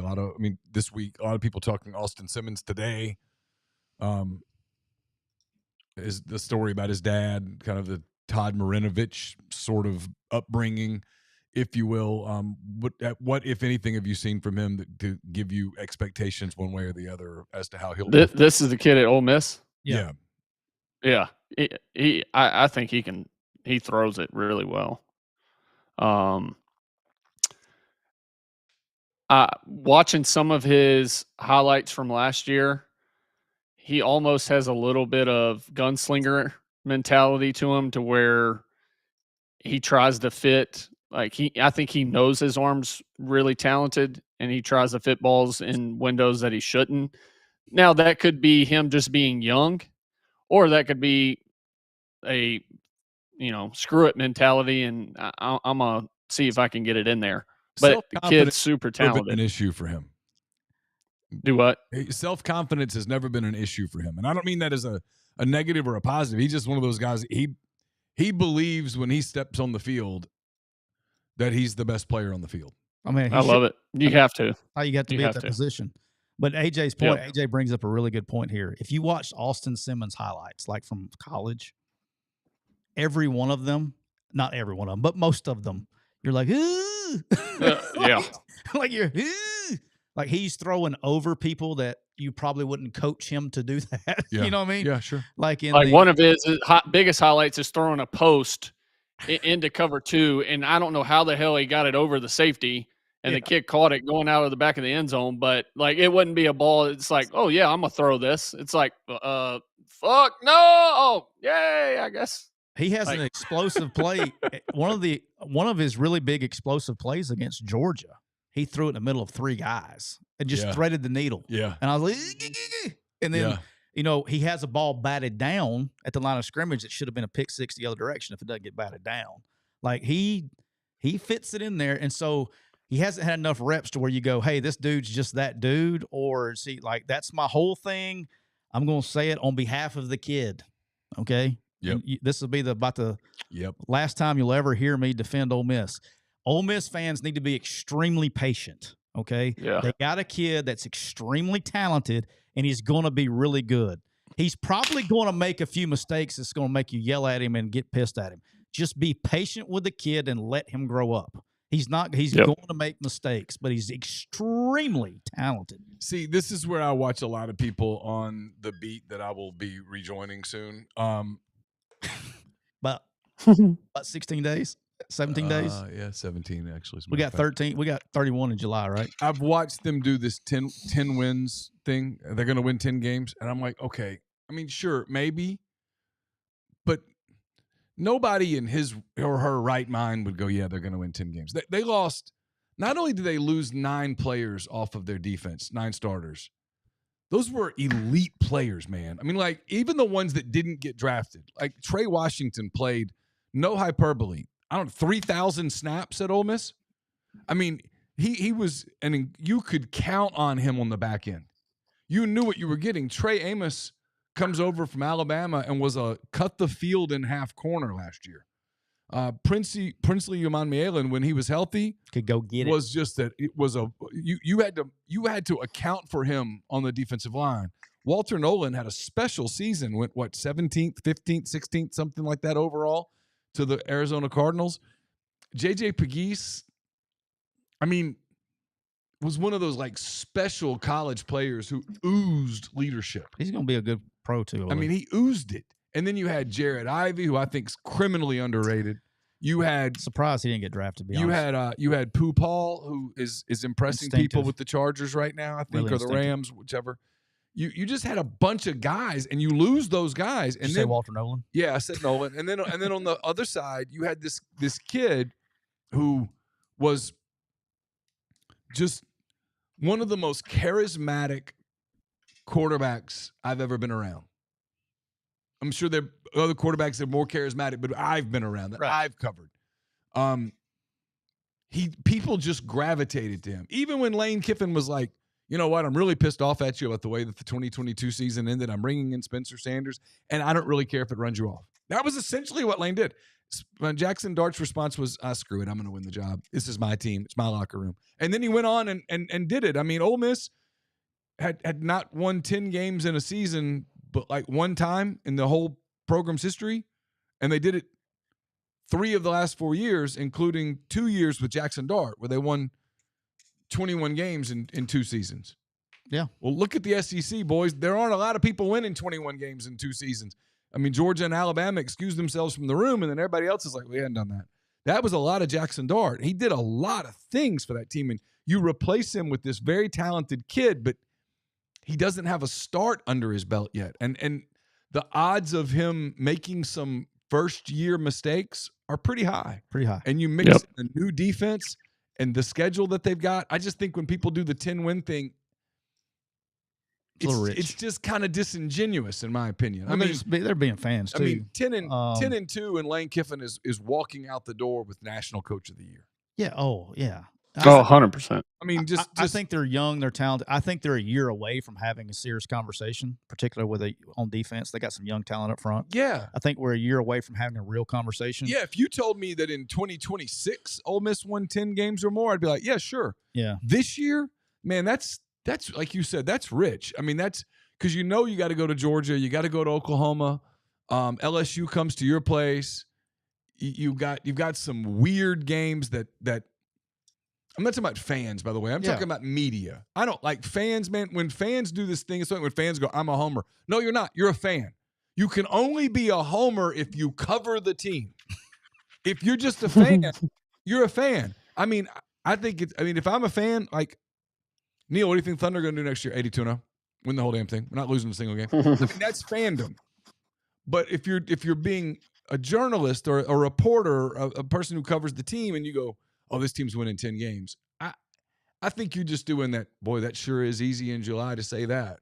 Yeah, no, and I think if you, it's not literally because Lane's too much of a competitor like all coaches, but I think if you logically offered Lane 9-3 right now, he'd jump at it. Yeah, 100%. My tier 2, I got 4 other, and I don't have to cover every team, but Auburn, Oklahoma, Missouri, and Tennessee in my tier 2. I think Auburn's going to be good. I really do. I think Oklahoma's going to be really good. I think their schedule sucks too. Missouri, I think, is going to be good enough on defense with their schedule and Bo Perbula coming in. He was a running quarterback essentially at Penn State last year, but Eli's done it with everybody, all types of styles. He'll figure it out. Be curious to where their explosive playmakers comes on offense, but defensively, I think they're going to be able to carry them through that schedule, particularly early part of the year. But they could be sneaky good. And then Tennessee for me, if Nico was the quarterback at Tennessee, I would have him as a tier 1 team. If Nico was the quarterback at Tennessee, I'd have him as a tier 1 team. I think they're going to be the real deal on defense. I think they're going to be really good. Who is the guy? If it is Aguilar, like I have a tough time putting them up in tier 1. I mean, the guy was 5-6 as a starter at App State last year, and now he's going to come to the SEC. Things are going to be moving faster and things like that. Tennessee's going, which they've done a great job since Heupel's been there. Probably the most underrated job is running the football. Okay, but if you also had a quarterback that could sling it back there too and keep everybody in 2 high, if people start coming down and playing Tennessee 1 high looks and forcing the quarterback to beat them, I think they could struggle on offense early until he gets rolling or whoever they put back there. It's hard for me to put all my eggs in the Joey Aguilar basket yet. I mean, maybe he'll show me, but defensively now, I think they're going to be legit. I should also I left Auburn out, but I would have them in tier 2. I said it last year, right? Me and you had plenty of talks about this. I thought they were a quarterback away from being a really good team. I mean, I think the quarterback play hurt them, really, really bad. It was hard to watch, man. For somebody to understand, if they can clean that up, they got receivers. Their defense played fast and hard. Like I think they have a chance to be a really good team. And then the teams I got then you got the rest of them: Mississippi State, Arkansas, Kentucky, and Vandy. I'm not as high on Vandy as probably the nation is. Me personally, Kentucky, you never know. It feels like it's the same team every year, how they start the year and compete. Arkansas, I will be interested in Taylor Green and Bobby Petrino for a second year. I think he's probably one of the most underrated quarterbacks in the league. I think he's sneaky good. And then Mississippi State. Doing what? Running? So bad on his decision making. Listen, we cannot say this dude is a good passer. A thrower of the football. It's unless he started throwing with his left arm this year and got really good, the right arm didn't get fixed that much. There's no way. He made some decisions last year where you're like, "Whoo, what?" It was brutal. Listen, kid's a hell of an athlete. He can run. He's him. like a gazelle out there. Yeah. Watch out for Taylor Green in Arkansas. And he takes hits. Man, he takes some hits where you're like, dude, what are you thinking? And you're like, I'm not sure he is thinking. Year 2, Bobby Petrino, Taylor Green. Watch out. Just saying. Bobby Petrino, pretty damn good coach there, AJ. Just saying. No. I'm interested in Missouri, depending on what Perbula can give them, because he's done. You just don't know. Drinkwitz has done a pretty good job. He'll figure it out with his roster, and he's done a pretty good job in the portal. They got a good running back, Ahmad Hardy from ULM. Mm-hmm. Seriously, they're kind of interesting to me, and they've been kind of consistently competitive now for a few years. So I'm interested in them if they get quarterback play. The kid the last couple of years was good, and he was Cook. Yeah, he was a competitor, man. I mean, that kid. And had some dudes to throw to too. Yeah, he did. He had 2 NFL guys, couple of studs, and he had good running back too. You damn near had to kill him to get him out of the game. I mean, he was so competitive. So he'll be difficult to replace. I don't know about Auburn. I'll tell you this about Auburn: you're gonna know a lot August the 29th, and that's unfair, but it's true. If they lose to Baylor in Waco, it just gets so hot. They're so fast. Their first 6 games, okay? 4 of their first 6 games are against Baylor. They have to play. They have to go to Oklahoma. They have to go to Texas A&M, and they host Georgia. So Texas A&M. If he starts out 0-4, he's fired. Well, no, I mean those are 4 of the first 6. Those Georgia games. If he starts out 2-4, who are his first 2? Baylor and then who? Baylor and it's like South Alabama. They play South and Ball State, I think, or somebody like Buffalo or Ball State or somebody in there. They got a MAC team in there. Dude. Imagine if South pulled that off. It would be just. Well, don't even get me started. I feel so bad for South Alabama losing 6 freaking starters after. Don't even get me started on that. Group of 5. It's just sad. And then I think Mississippi State will be. I'm very interested in Mississippi State, seeing what they look like this year. They were so young last year. They were able to retain a bunch of those dudes and see how that next progression goes. Look, I've said I really like Jeff Lebby as a coach. I really do. Yeah. I think that Mississippi State fans, they had, he was the 5th coach in 8 years. And in this market resetting, I mean, it's a tough job, but he'll find a way to score some points. And then if they can be a little bit better on defense, they can win some games. So, but they were so young. They were playing with a bunch of kids out there. All right, you want to try to open up the phone lines? We're going to try this? Yeah, we'll do this first. We need to pay some bills. Okay, yep. It's important. It is important to pay your bills. You get behind on your bills, and next thing you know, people get crazy. You're getting possessed. Your vehicles repossessed. It's just a nightmare. You don't want that. That's your life advice, by the way. Pay your bills. It's brought to you by Cole Walters, State Farm Insurance. Cole, licensed in auto, home, life, health, business, and pet insurance for the whole state of Missouri. I mean, not Missouri. Georgia. Whole state of Georgia and Alabama. Georgia and Alabama. If you've got insurance needs. Even the DIP. Even in the DIP, contact Cole at 706-525-7850. You can also find him online at colewaltersinsurance.com. Here's some more free life advice. If you're looking to get out of corporate America, you're looking for your next business venture, if you're interested in learning about buying a business or a franchise, I can tell you what to do. Call Andy Ludicky. He's a diehard college football fan. He's a franchise veteran. He'll work with you to help you find a franchise or a business that fits your DNA, your skill sets, your goals. He's an awesome guy. Loves to help others. Just call him, learn about his process and his services. They're 100% free. That's as free as it gets, unless it's 110% free. It's a no-brainer for those of you wanting to get into business ownership. And by the way, Andy likes college baseball. He'll do an NIL deal with your favorite college baseball team, whether it's Alabama, Auburn, Georgia, Georgia Tech, Florida. Just got to be under $600. ULM. He'll donate between $500 and $1,000. Somewhere about $5.99 to your favorite college baseball team's NIL. So call Andy. He's a great guy. Ton of business experience to lean on through your process. It's Andy at myperfectfranchise.net or 404-973-9901. And it's $5.49 as I say this, and I'm thinking about how much I would love a nice beverage from Parish Brewing Company right there in Cajun country, Broussard, Louisiana. They have a simple goal. These are people that get up each day and say, this is not complicated, this life thing. No. We have one goal. What is that goal, you might ask? It's to make simple, wonderful, craft brewed beer, and they do it so very well. So well. Ghost in the Machine. It's a perfectly balanced double IPA. Scary. Just fantastic. You got the Dr. Juice. He's in. It's a highly crushable juice bomb. Oh, he's not a proctologist. They got Pescador. It's a lager with just a hint of lime. They've got Envy. It's American Pale Ale. Canebrake. It's a wheat. Whatever you're looking for, whatever beer you like, look for Parish Brewing Company. You'll be glad you did, and you'll say, man, Neal told me this was amazing. He didn't tell me it was life-altering. And there you go.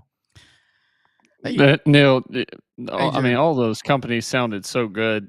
That you just pay those companies one time and they do the work? Yep. Hey, AJ. I forgot how that worked with my pool guy. Don't even start. Where there's nobody needs to. You pay you with him. You pay one time and then you pay again because he never pays. Oh, we're not going there today. We're not getting. Did you hear about Quinshon Judkins? Quinshon Yeah, I went to did. jail. I did. Yeah. I read the police report right before I came over. Oh yeah, jail. Yeah, won't be good. Jail's Might be not in a the good same place to cell. go.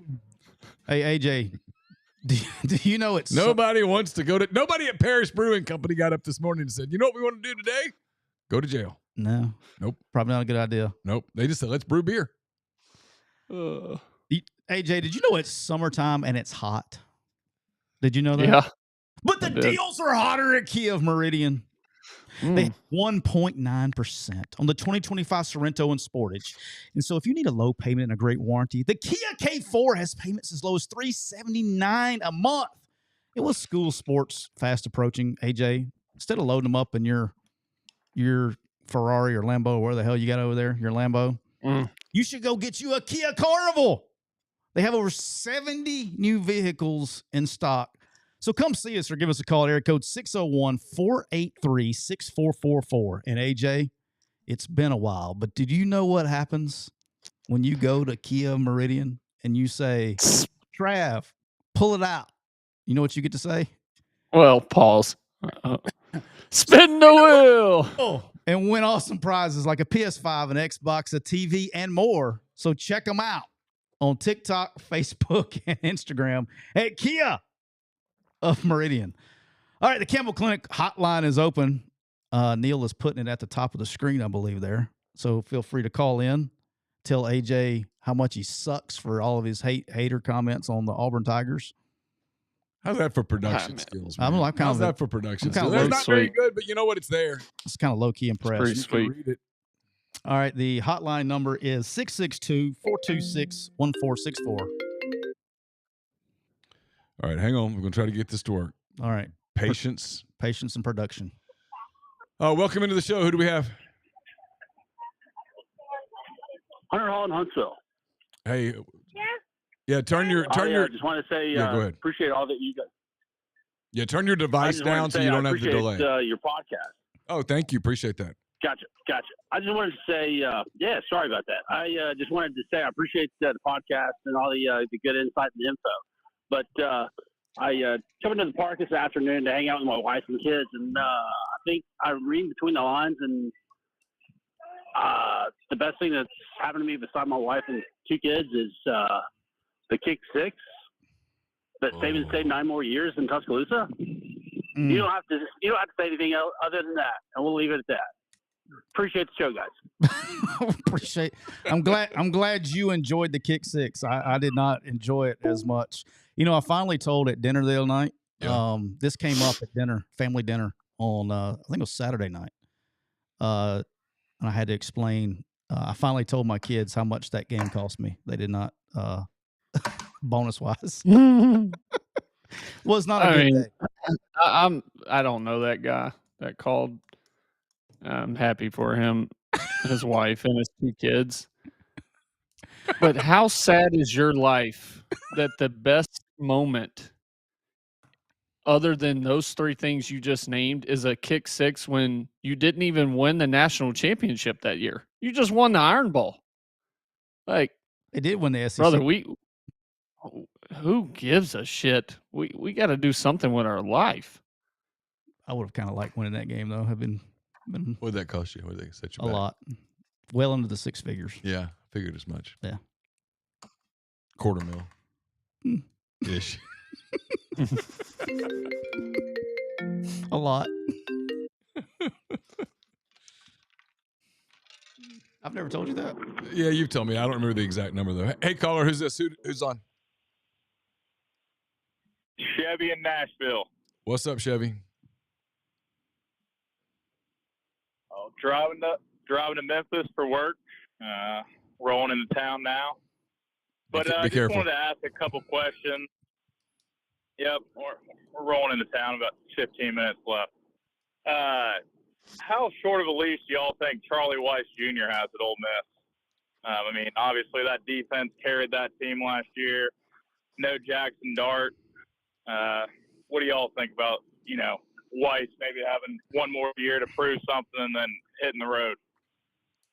I mean, I don't think he has a short leash at all. That would be news to me.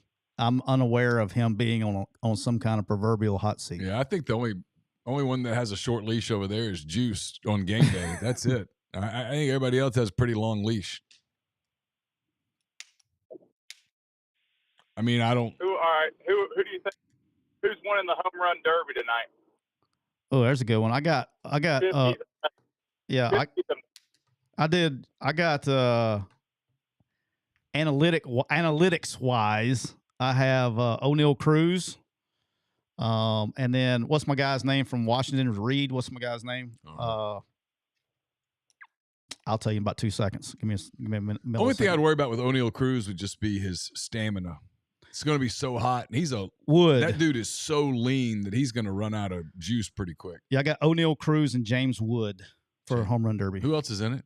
It's like Matt Olson. I'm gonna take my boy Jazz Chisholm. Jazz Chisholm, O'Neal Cruz, James Wood, Matt Olson, my guy from Riley from the Mariners is in it. Matt should do well too. Yeah. Isn't Cal Riley in it? That's what I just said. Oh, okay. Yeah. Yeah, he's in it. And then some guy from the A's. And it's not on yet. Yeah. What'd you say, Bo? Who's your long shot? Those were the two I bet on. So I put $10 a piece on them. That's the only two I bet on. I'll tell you. Give you hell if they don't win. Yeah. They got analytics wise, they have the best bat speed and launch angle to do so. But it's all about, like Neal said, somebody gets in a groove, somebody gets tired. They look. I mean, it's a lot of. It's going to be hot too in Atlanta. Yep. Humid. Yeah. Mm-hmm. So that's what I'm rolling with. All right. I'll enjoy the night. All right. Appreciate you, boss. AJ, I'm still waiting on the Auburn fan to call and tell you how dumb you are for choosing Alabama. Can't believe you would say that. Well, I thought I brought up some great stats on, backed up my argument, but that caller with his wife and his kids. Well, You're still on that one? Does that still bother you? No, it doesn't bother me. It's just, I just. How many times do you fans crack me up, dude? How many times do people come up to you and start the conversation that I'm an Auburn fan, but how many times do you get that in public? Oh yeah, a ton. War Eagle, but just thought I'd say this. Yeah. Cole, the show that I was listening to that Cole's so upset with you. He said that he goes at least 5 or 6 times a day. Somebody will come up to him and say, "Roll Tide, but." Roll Tide, but. Yeah, Roll Tide, but. But all right, phone lines are open. If you want to call in, it's not going to be a terribly long show today. So if you're going to call today, now is the time. You're going to call.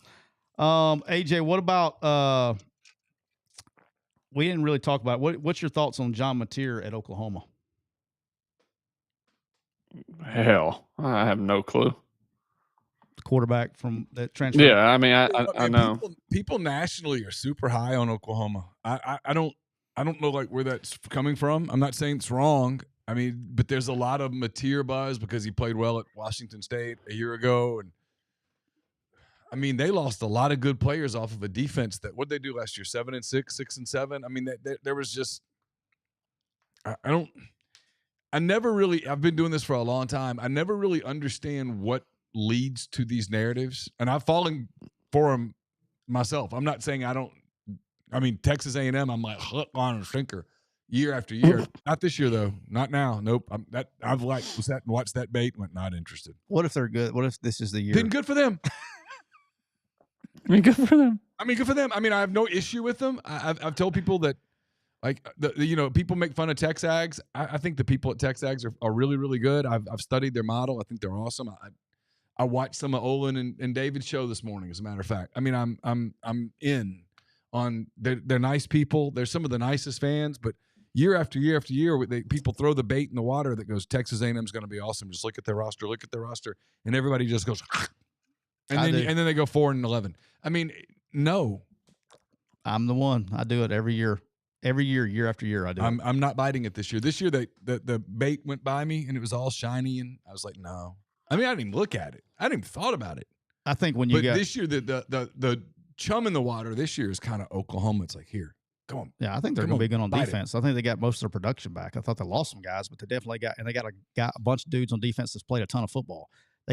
Their offensive line was a weakness for them last year, but they got everybody back. They got retention. You got added John Mateer, who I think's a hell of a quarterback.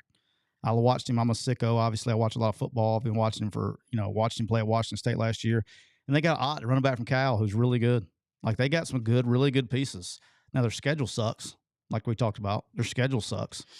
But from I literally, their schedule matters so much. Yeah, it does. I mean, it is what it is. Their schedule sucks, but I think I think they're going to be a good team. And then, that's one of those big games early. One of those big games early is they host Auburn early in the season. And see, here's one of the things I'm really watching for, as now we've established, at least last year, what you had to do to get to the SEC, get to the playoffs. Yeah. You had to win 10 games. So now I am curious to see what happens to teams, because we're not that far removed from, hey, you know what, 9-3, making the Outback Bowl, the Gator Bowl, the whatever, is still a really good season. It's a reward. Week in Florida, blah, blah, blah. We're not far. We're now in a new era where you lose your second game and everybody goes, okay, well, one more and we're toast. You lose a third game somehow, it's over. Turn it out. Done. And so I am interested to see how that changes the season for, like you talked about, tier 2 teams that get a third loss early. Get a third loss early because, hey, look, like Oklahoma and Auburn are playing each other on September the 20th, and somebody's losing the game. LSU or September 22nd, whatever it is. Yeah.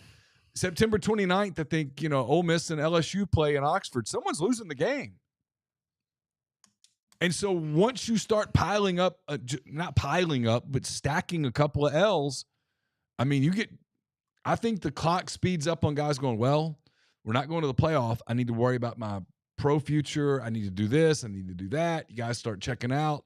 I do think the season gets weirder earlier than it used to get because more teams are going to go, well, we're done. Yeah, I don't think they're going to. And then AJ, unless you think I'm wrong, I don't think. I think 10's the number. I think in all the argument we're having about the college football playoff, they got to be really careful. Once you start putting in a 9-win team in the playoffs, they open Pandora's box, on letting other teams in. And again, for me, the biggest issue is that if they wouldn't release the damn rankings on week 7, they could eliminate a bunch of these problems towards the end of the year. That's where they get in trouble. So stupid because, I mean, the rankings don't mean shit. No. I mean, well, they don't. Well, it's like last year, and I love them to death. I mean, 2 quick U teams, but SMU and Pitt played week 8 or whatever it was. One was 7-1, one was 7-0, and SMU wins the game. They go way up in the polls because of that win, and then Pitt doesn't win another game the rest of the year, and SMU never really, what I'm saying? You get rewarded for good wins early, but they don't ever rehash them like, okay, well, they ended up 7-5, so that you should be back here or whatever. And it's not just SMU, it's everybody. So, and when it comes to the SEC with all the realignment talk that we've had and all that stuff, where everybody, I honestly think that they're going to do everything they can to keep a 9-win SEC team out of the playoffs. I'll tell you, one thing that I don't think enough people are talking about, I think Bama's schedule in the month of October is going to be tough. Yeah, so they host Vandy. I'm taking Alabama and whatever the points that are. Yeah, but you got you got a 5-week stretch. You got a bye week before you play Georgia. Then I'm counting Georgia in that as well. So Georgia. So you got Georgia, Vandy, Missouri, Tennessee, South Carolina, and then LSU the first. And game. Then LSU, but you get a bye before them. And then that's a 5-week stretch that with no break and trying to keep dudes healthy and workload and everything like that's a tough stretch right there. Yeah, I'm taking Alabama and whatever the points are laid in that Vandy game after last year. Oh, 100%. Well, you can't get the But line. at Missouri, I think could be tough. Just I mean, playing there, it's kind of a different play there? deal. Yeah, Couldn't remember. that was when they had Quentin Richardson. What was the Sam, Sam, whatever his name was. Right? Huh? Michael Sams, wasn't that his name? Yeah. Yeah. We played him in the SEC championship game. But they were good on defense, but I think that could be a tough stretch. Yeah. Super chat from Hunter Hall says, wait, AJ misunderstood reading between the lines and you telling me if the kick six didn't happen, Sabin leaves and we don't get 9 more years with a GOAT? No, I don't think that's what he's saying, Hunter. What? He had nothing. Yeah, Hunter, no, that's appreciate your super You're telling me if the kick six didn't happen, Sabin leaves. The kick six had no factor in him staying or going. That is, I can concur with that. None whatsoever. But I can't say anything else, but I can concur with that. Yeah, I mean, I'm not going to say anything else, but the kick six, none. No factor in it. All right, we'll wrap it up there. Appreciate the hell out of your time. And as always, AJ, we're brought to you by Kia Meridian. Where hot deals are happening right now at Kia of Meridian, where you can get 1.9% financing on the Kia Sorento. You can get, once I get my reader pulled up, I did that off the top of my head. You can get the Kia K4 with payments as low as $379 a month. And with school sports approaching, what a better way than getting a brand new Kia Carnival. They have 7 new vehicles in stock, so come see them at area code 60. Come see them or call them at area code 601-483-6444. And don't forget, AJ, when you buy a Kia from Kia Meridian, they're going to pull it out, and you're going to get to spin the wheel and win awesome prizes like a PS5, an Xbox, a TV, and more. So check it out at Kia Meridian. We're also brought to you by the official RV dealer of McCready and Siskey, County Line Campers, right there. You got some stuff. You got some stuff for Rob in your house right now. I think you got 2 of Rob's pictures in your house right now that you signed. Yeah. How did you get those, AJ? They got dropped off before somebody went on a tour in Texas. Okay. But you got Rob's pictures. They're located right there off exit 38, I-10 in Gulfport, Mississippi. And right there, guess what? You can go right now and you can save up to 90% off of the original MSRP on the huge lineup of pre-loved RVs. And if you don't like your RVs used, you like them brand new, they have over 100 new RVs to choose from. And they got dozens of brand spanking new RVs with payments under $350 a month. That's less than your bar tab. And if you have a camper that needs repairs, the service department is so good that it makes Waffle House at 2 a.m. look unreliable. 7 days a week, they're open right there off I-10 exit 38 in Gulfport, Mississippi, or check them out at countylinecampers.com. And just as we're reading, we got another phone call just for you, AJ. Hey, caller, go ahead. Hello? Hey, you're on. Go ahead. You're the last caller here on McCready and Siskey. Last call for alcohol. Yo, it's Grind. What's up, Grind? Oh, Grind. Oh, man. Hey, man, I had to get the last call, man. I'm rushing out to work, man. But I appreciate y'all taking my call. Hey, do you know we have a guest on today that's having all kinds of pool issues in Mobile? I see y'all got a special guest on, man. I see y'all got a special guest on today. Everything all right with you, man, over there? My boy AJ, everything good, man? Yeah, my pool's getting done, actually. So, I mean, hell, other than the fact that I had to pay double for it, but it's actually out there. I got workers out there.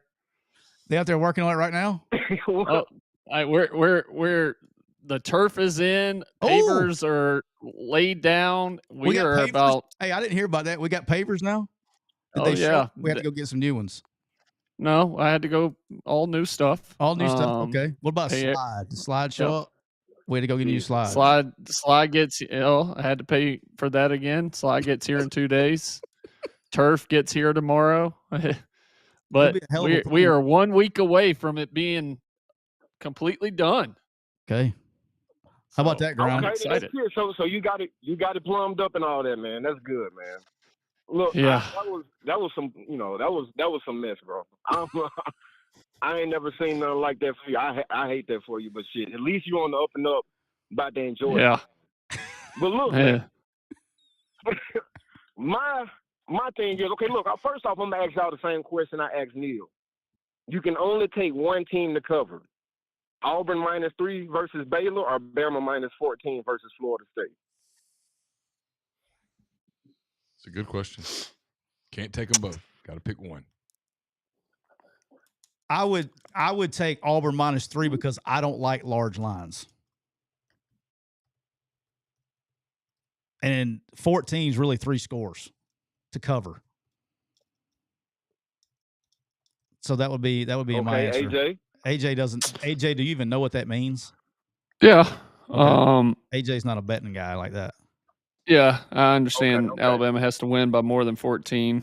Yeah. Auburn has to win by more than 3. More than 3. I think, football wise, I think the Auburn bet makes more sense. I don't. It's just hard to know what Florida State's going to have this year. Like, are they going to rebound completely from last year? I mean, 17th out of 17 teams in the ACC. Like, do they actually? I know their quarterback's, are you worried, high on himself about Gus and Tommy Castellanos? He pretty quick with his feet, kind of quarterback that he like. Are you worried about that for Alabama, or you think y'all gonna have that under wraps? No, I think Kane and that defense will be fine against him. I don't think Thomas throws the ball well enough. That's why he got yanked at Boston College. From a accuracy standpoint, his accuracy started to fall off really bad. The true running quarterback doesn't worry me as much as a guy that's a true dual threat. But the question for Florida State is just the rest of the roster. Do guys buy into Mike Norvell's deal this year and mindset and standard, or does it go south? And I think it could get ugly if it goes south early in that game. I think Bama could beat them pretty bad, but hell, I'll be down there actually doing a little work for CBS, so we'll see. CBS. That means oh, we're gonna be colleagues. That means you and Neal are gonna be colleagues. How about that? Yeah. How about that? You get big boy CBS, and I'm just once again just like the leftover dog at the pound. How about that? Colleagues getting just enough scraps. Love it. I love it. But you got a true contract. I'm just down there for one round table, and then that's true. Talks of doing more, but we'll see how that goes. Well, just make sure you have on your. Hey, look, corporate. man, I think everything gonna work out for you, man. Especially in if you keep up the road you on right now, everything gonna work out for you. Even though you like to trash on Auburn a little bit, it's all cool. You good in my book, man. Unbelievable. But I want to run through 6 futures right quick. Just tell me yes or no if y'all like them or not. These are to win the national championship. Okay. I'm gonna tell you the team and the odds. Just tell me yes or no. Notre Dame plus 1,200. No, odds aren't good enough. Texas plus 500. No, odds aren't good enough. Bama plus 1,250. 1,250 for Bama to win the national championship. To win it all, I like. That's my favorite so far. I don't know why they're Clemson plus 1,200. No, that's too. I think if you get me to like 15 or 17, I'd take them. Okay, LSU plus 1,900. Yes. That's my favorite one so far. Yep. Okay, and then just because I know you're high on Oklahoma plus 5,700. Ooh, that's a huge number. I mean, they're not going to win the title. That's a huge number to sprinkle. That's not a terrible thing. $10 on something. Out of curiosity, what is Florida? Oh, stop. I'm not stopping. Oh, man, Florida was I don't have it. I didn't write them down. I don't have it off the top of my head. I have it for you next time y'all do the show. Well, I don't have it on the top of my head. If Florida wins 10 games, they're probably the best team in the country. Yeah, I get it. I just don't think they're gonna. I don't think they're capable of winning. But if you're 10. getting like plus 7,000 or something for a team the schedule's that's that just good, brutal. Georgia. No, I'm with LSU, you. They got to get to 10 first. At Ole Miss. I really like that LSU. Yeah, I like that. I love that number. I like that number on LSU. Yeah, I think they got the best quarterback in the country. Yeah. Yeah, it was. And I don't think it's close. 1,900 for LSU. Yeah, because see, along Tyler's lines here, LSU getting to 10-2, I can get them there. And then once I get them into the playoff, I get the best quarterback. You know what? I've got Florida number is plus 3,800, so not as much as Oklahoma. Yeah, I like the Oklahoma number better. Yeah, I still think Oklahoma doesn't have a chance. Florida actually has a chance. That's why they're plus 5,700. Yeah, but I think you're just wasting money on that. AJ, but I'm gonna hang up. You know, AJ, you don't have to answer it if you want. You don't want to, but I'm just curious. On a scale of 1 to 10, where do you rank Greg McElroy as a quarterback? And, you know, I appreciate y'all taking my call, man. All y'all boys be blessed and have a great one. Thanks, Gron. Appreciate you. See, he did you like you tried to do me on Texas the other day, just a little while ago. He just freaking straight put you on Front Street. I'm all here. Go ahead, AJ. The floor is yours. Grind, I'll get Siskey to text you that answer. That's fair. That tells me a lot, too. All right, we're going to wrap it there. Thanks again to AJ McCarron. Thanks again to everybody who called in. We've been brought to you by our friends at Reign Total Body Fuel. 300 milligrams natural caffeine, BCAAs, electrolytes, zero sugar. It's got what you need to push the limits and achieve your goals. Check them out on Instagram at Reign Body Fuel to learn more. Have a great weekend. We will talk to you again. Wait, what is today? Today is Monday. Today's Monday. Screw Monday. Hey, I'm all day long. I'm not worried. We'll talk to you again on Thursday. We'll wrap up SEC Media Days and talk about whatever else comes up over the next few days. Hey, go ahead. While we got you on here, promo your show. Oh yeah. Since we got you on here.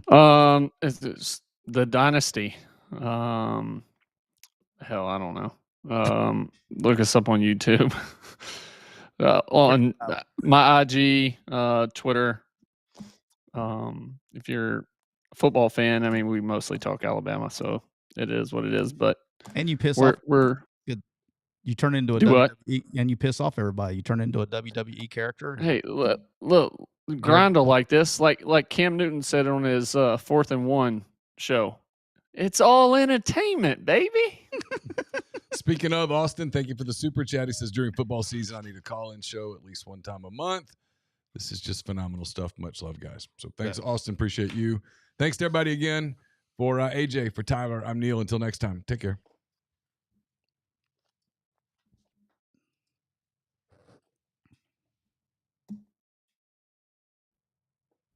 And